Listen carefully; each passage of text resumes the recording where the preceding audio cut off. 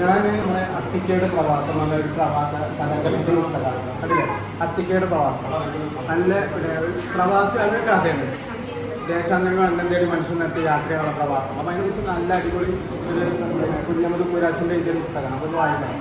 വാങ്ങിഷ്ടമുള്ളവരൊക്കെ ഈ പുസ്തകം ഒന്ന് വാങ്ങിയാൽ വായിക്കണം. അത്തിക്കയുടെ പ്രവാസം. ഓക്കെ. അപ്പോൾ ഇന്നൊരാൾ കൊടുക്കുന്നതാണ് നമുക്ക്.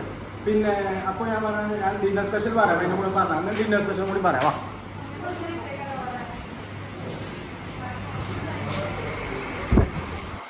നല്ല അടിപൊളി പിന്നെ മുരിങ്ങാക്കായിൻ്റെ സാമ്പാർ. ഓ, പിന്നെ ചന മസാല കടലക്കറി. ഓ, സ്പെഷ്യൽ ചനഡാൽ, അടിപൊളി ചനഡാലുണ്ട് കണ്ടല്ലേ.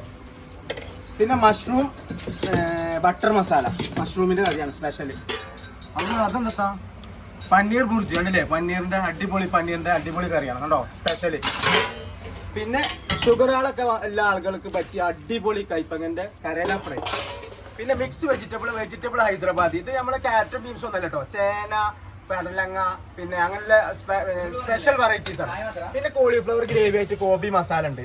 അപ്പൊ ഗോബി മഞ്ചൂരിയൻ കഴിച്ചു ഉണ്ട്, ഗോബി മഞ്ചൂരിയനും ഉണ്ട് കണ്ടില്ലേ, ഡ്രൈ ആയിട്ട് മാസ്റ്റർ പീസ് അതുണ്ട്. പിന്നെ ഇന്നത്തെ ചോറ് ഏതാ അറിയോ? ഇന്നത്തെ ചോറ് അടിപൊളി പിന്നെ എന്താ കുഷ്ക റൈസ് ആണ് അല്ലേ, ആവി പറക്കണല്ല ജീരകശാല അരിയിലെ കുഷ്ക റൈസ്. അപ്പോൾ നോർത്ത് ഇന്ത്യയിൽ വരട്ടാലി. പിന്നെ ദോശയുടെ സ്പെഷ്യൽ പറയാൻ പറഞ്ഞോളി. പിന്നെ നല്ല പനീർ മസാല ദോശ ഉണ്ട്, അടിപൊളി പനീർ മസാല ദോശയിൽ. അപ്പോൾ ഇന്നത്തെ ഡിന്നർ ഞങ്ങൾ കഴിക്കാൻ വരും എല്ലാവരും. അടിപൊളി നല്ല വെറൈറ്റീസ് കറികളുണ്ട്. പോരാത്ത നമ്മളെ അത്തിക്കയുടെ പ്രവാസം കണ്ടില്ലേ, ഈ പുസ്തകം വായിക്കാൻ മറക്കല്ലേ. ഓക്കെ.